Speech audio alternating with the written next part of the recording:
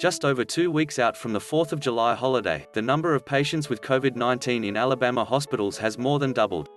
Nearly every metric used to measure the pandemic is surging here as the state faces off with the more contagious Delta variant. Data from the Alabama Department of Public Health shows a sharp increase in coronavirus inpatients in state hospitals, up to 469 patients on Monday.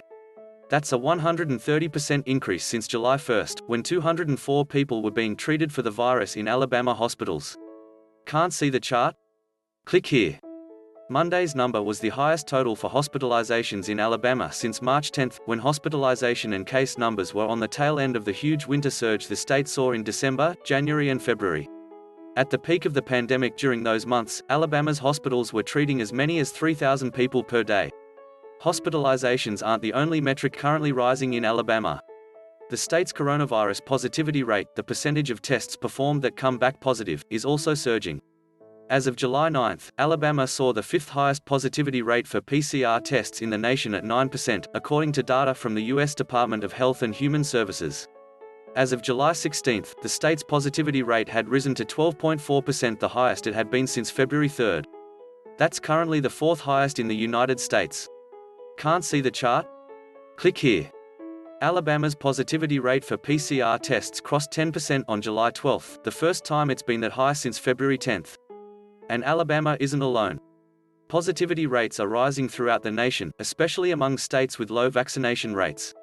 Alabama is dead last in the nation in terms of the percent of its population that is fully vaccinated at 33.7% as of Monday, just behind Mississippi at 33.8%.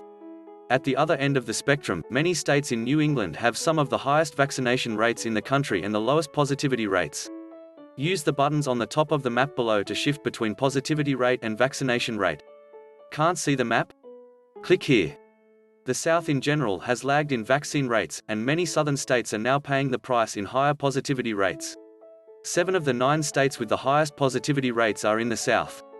Of those 7, 5 are also in the bottom 10 in the nation for vaccination rates. Despite relatively low testing, cases in Alabama are also the highest they've been since mid-May, when a number of large backlogs caused a huge spike in the state's 7-day average for new cases.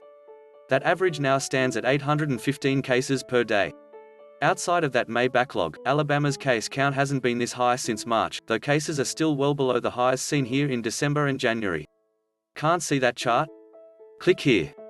Despite the rise in cases and hospitalizations, Alabama has not seen a significant rise in coronavirus deaths.